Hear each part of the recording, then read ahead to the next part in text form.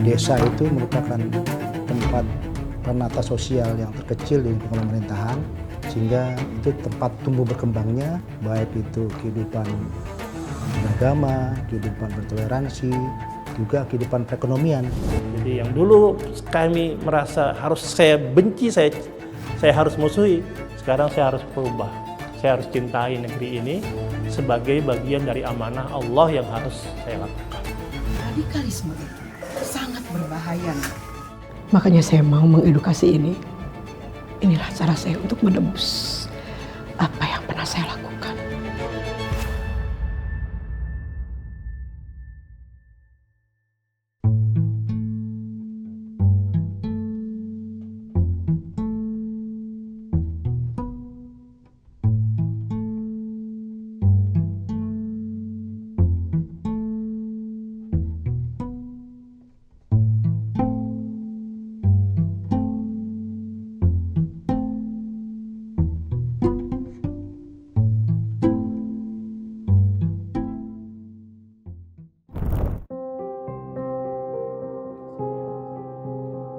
Nama saya Abdul Haris alias Haris Hamir Falah, dan saya salah seorang dari mantan narapidana terorisme di Indonesia. Sudah, semuanya ada ya?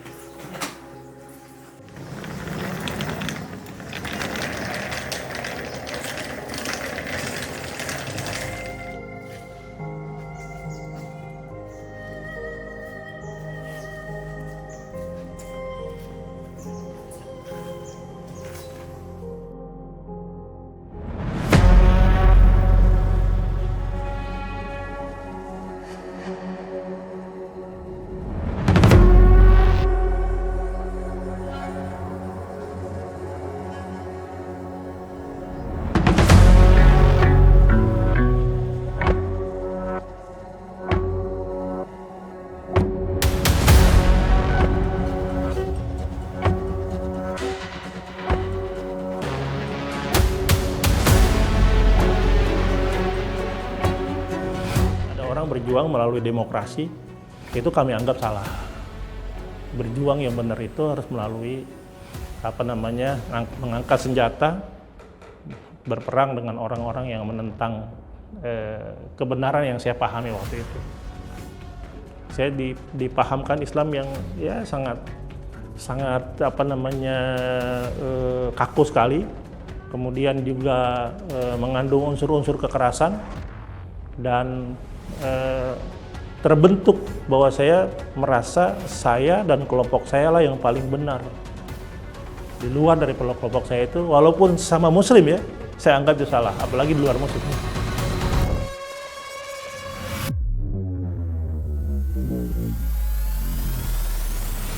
Tapi juga yang tidak kalah pentingnya adalah saya rasa sikap humanis dari para aparat dalam menangani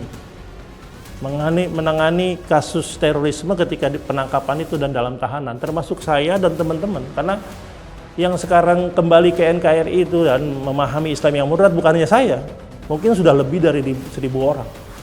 Gitu. Nah, bagaimana kami bisa runtuh hati? Itu adalah salah satunya adalah sikap humanisnya para aparat.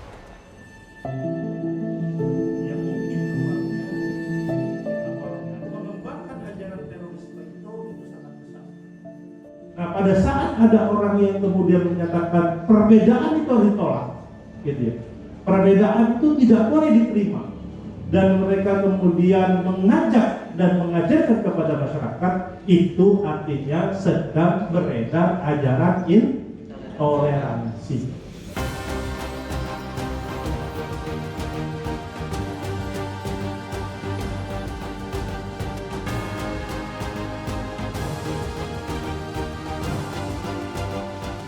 Yang mendasari kita, jadi kita mempunyai ide pertama kali mencetuskan program Desa Siap Siaga ini, bahwa kita ingin membangun suatu sistem ataupun pola pencegahan potensi ancaman radikal terorisme ini secara terintegrasi.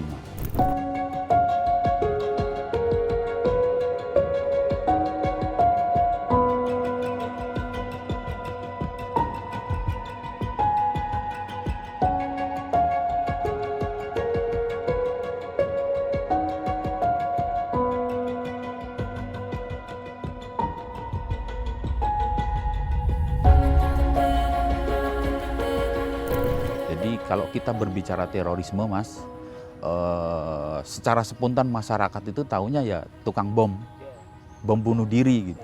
Padahal aktivitas terorisme itu sangat banyak sekali. Di situ ada rekrutmen, kemudian di situ ada propaganda, di situ juga ada pendanaan, bagaimana organisasi bisa hidup, dari mana itu dananya. Nah, itu kita sampaikan ke masyarakat, bagaimana mengenali ciri-ciri radikal teror ini di masyarakat, sehingga masyarakat ini akan muncul kepekaan, sehingga masyarakat ini akan muncul kesadaran dan berani melaporkan dan peduli untuk berbicara. Ayo kita sama-sama mencegah ini dari desa, dari masyarakat kita.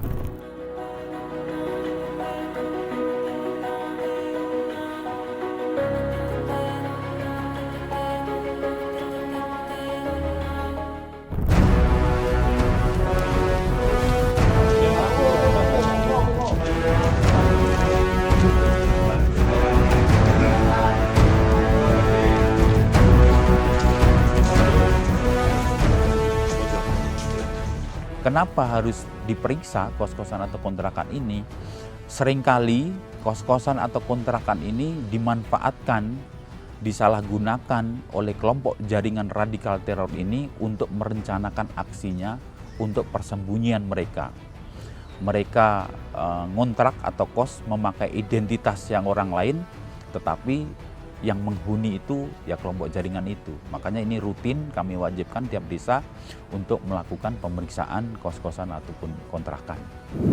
Pak Haji, punten ya, yang kontrak di sini ada berapa kontrakan, maksudnya kos-kosan ada berapa ruangan? Berapa kamar? Ada 8. Ya, kalau bisa kami minta izin ya, minta data-data penghuni kontrakan Pak Haji nih. Bisa, ya. Pak. Ya, artinya ngerepotin, nganggu. Nggak apa-apa, terima kasih. Bisa dilihatkan Pak? Bisa. Datanya barangkali Pak Haji simpan. Ini kita. Minta dibantu.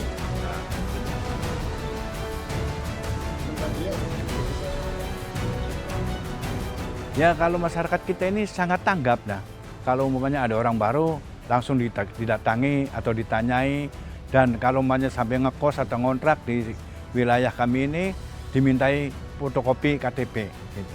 Jadi warga lebih peduli. Lebih peduli, sangat peduli sekali.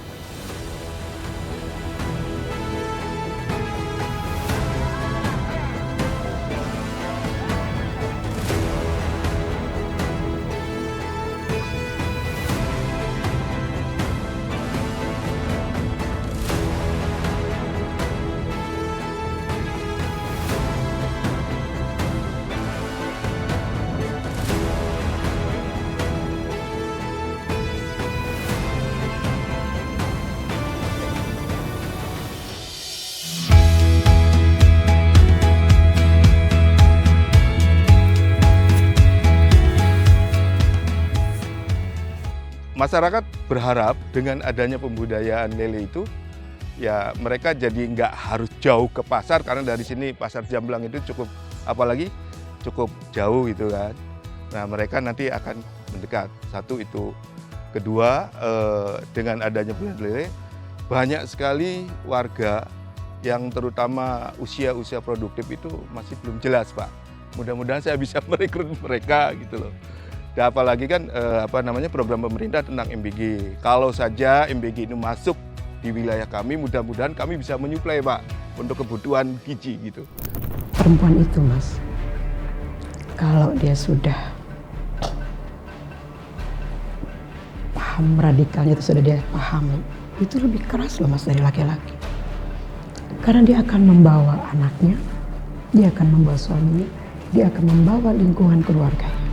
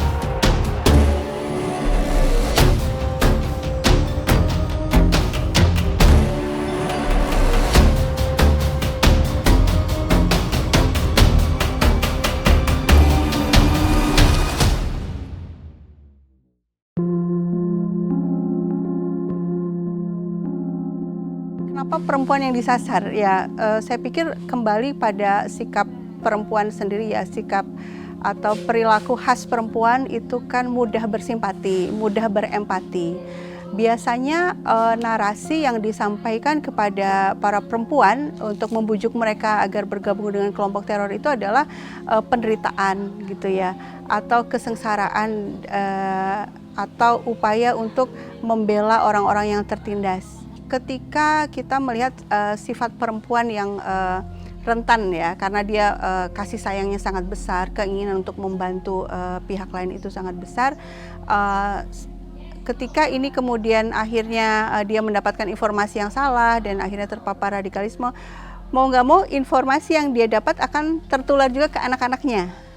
Nah di sini juga akhirnya seorang perempuan juga membawa membawa bahaya tanda kutip yang lebih besar lagi. Bukan hanya dirinya, tapi dia menularkan lagi ideologi radikal itu pada anak-anaknya.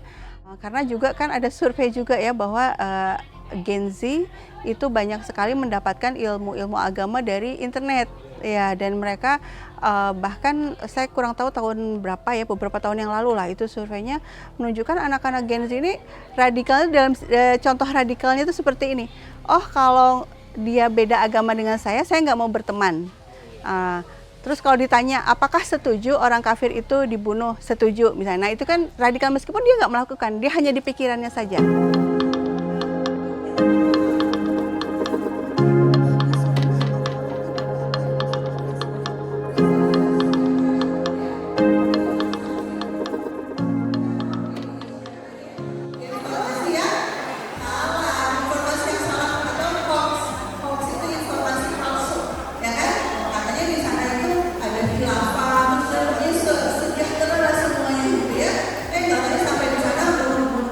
Salah satunya tentu dengan memenuhi media sosial dengan konten-konten toleransi, kasih sayang, dan jadi ini ya, upaya anti radikalisme atau pencegahan radikalisme itu perlu dilakukan di segala lini, terutama memang di medsos karena mereka masuknya juga lewat medsos gitu ya.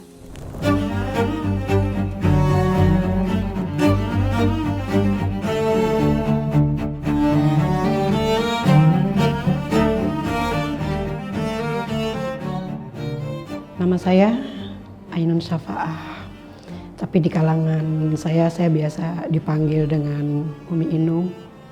Saya istri dari Abdul Haris, biasa orang mengenalnya itu Haris Amir Falah.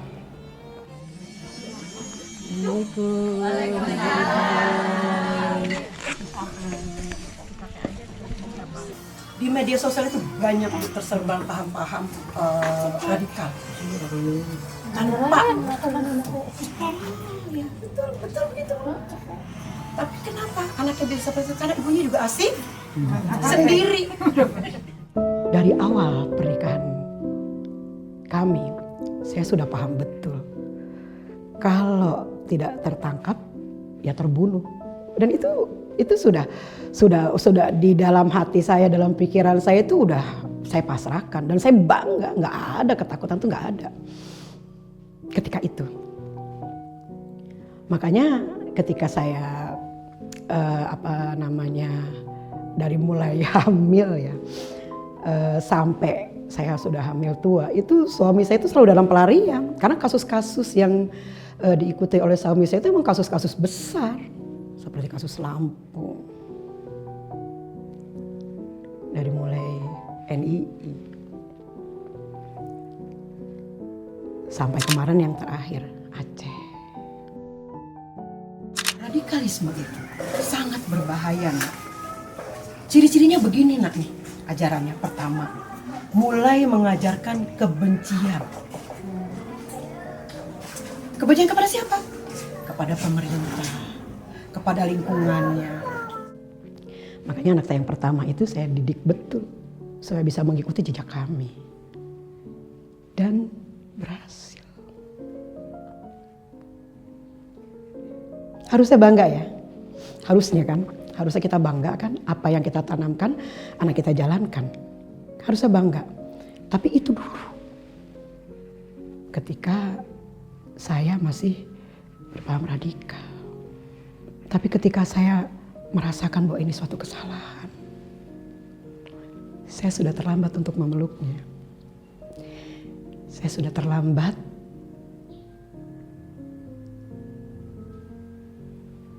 untuk ngajak kembali. Saya mengedukasinya ya jangan sampai itu terulang. Bahwa bangun komunikasi yang baik dengan anak, beri pemahaman yang agama yang benar.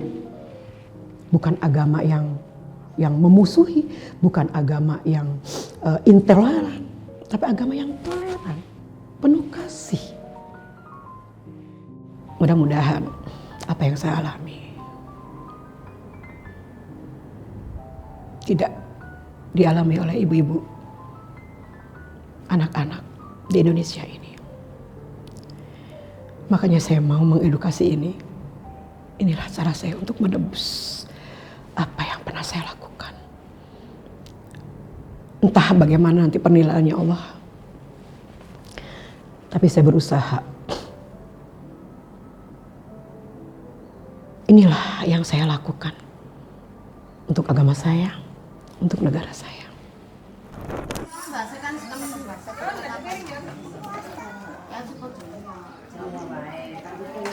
Oke, ini di blok apa ini? RT 21 ya?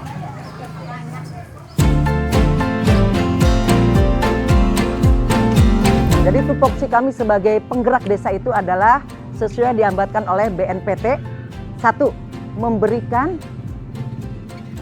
wawasan atau memberikan pengalaman, bukan pengalaman Pak ya. Jadi memberikan pelajaran apa sih tentang radikal itu, apa sih bahayanya radikal itu. Untuk targetnya saya gini ya, target itu tidak saya ngambil bukan tebang pilih, tebang rata. Karena masuknya paham radikal itu tidak hanya ke seorang ayah, tidak ke laki-laki, tidak hanya ke ibu-ibu, tidak hanya ke remaja, anak-anak pun kena. Jadi semuanya saya sosialisasikan, karena apa? Target mereka itu target semua untuk kalangan teroris. Fungsi perempuan sebagai penggeraknya itu kita ke perempuan lagi Mas, ya. Supaya apa? Supaya dengan adanya perempuan penggerak itu motivator seorang perempuan itu di kalangan dari kalangan terendah, menengah dan atas itu perempuan itu harus tetap. Karena dengan terindikasinya perempuan itu bisa menghancurkan segalanya. Karena makanya situ di satu, perempuan itu harus hebat, harus jago dan harus bisa membentengi diri. Kuncinya satu, yaitu kami harus bersinergi dan kolaborasi terhadap kementerian lembaga terkait untuk sama-sama membangun desa.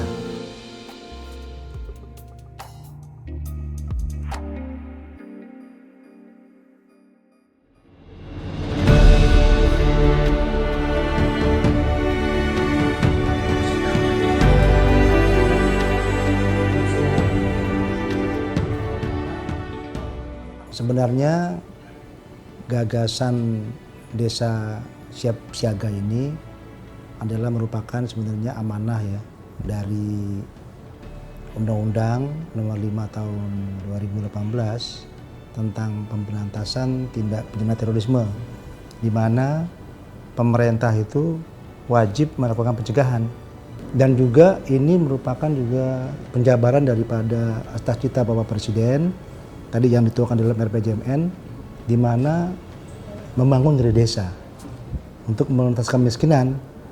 Dan juga ini salah satu faktor yang menjadi stimulus tumbuh kembangnya terhadap paham-paham radikal terorisme. Sehingga BNPT perlu mengadakan program di desa siap siaga.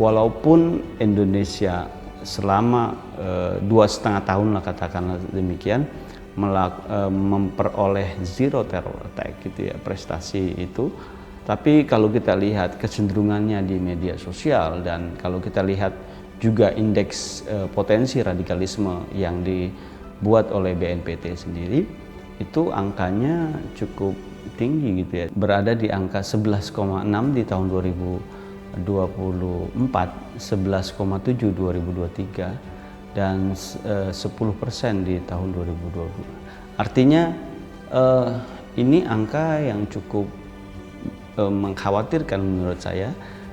Karena apa? Karena media sosial itu menjadi katalisator yang cukup penting untuk kelompok-kelompok ini melakukan penyebaran gagasan mengganti ideologi negara. Desa itu merupakan tempat penata sosial yang terkecil di lingkungan pemerintahan, sehingga itu tempat tumbuh berkembangnya baik itu kehidupan beragama, kehidupan bertoleransi, juga kehidupan perekonomian, sehingga tepatlah BNPT mengadakan kegiatan untuk program Desa Siap Siaga. Membangun itu dari desa menjadi sangat penting, tapi catatannya adalah bagaimana mengantisipasi persebaran ideologi itu melalui media sosial. Nah, ini menurut saya pekerjaan rumah juga gitu ya, artinya kombinasinya menjadi sangat penting. Harapan kami yang paling sederhana, meningkatnya kepekaan warga, Mas. Meningkatnya kesadaran masyarakat. Ketika ada hal-hal yang ganjil yang terjadi di desa itu, masyarakat cepat merasakan dan cepat melaporkan. Sehingga sistem temu cepat, lapor cepat, cegah dini, deteksi dini, itu dapat segera kita antisipasi. Kami juga sudah melakukan sinergi, contohnya kepada Menteri Desa, kemudian kepada Menteri Agama, kemudian kepada Kementerian Sosial, dan Kementerian mungkin Tenaga Kerja, kemudian lembaga-lembaga pemerintah seperti Badan Usaha Milik Negara, untuk sama-sama kita mengembangkan desa ini supaya tadi itu bahwa di dalam RPJMN diamanatkan bahwa kesiapsiagaan nasional ini penting dilakukan di tingkat desa supaya sejak dini mitigasi pencegahan itu bisa dilakukan supaya tindak pidana terorisme tidak terjadi.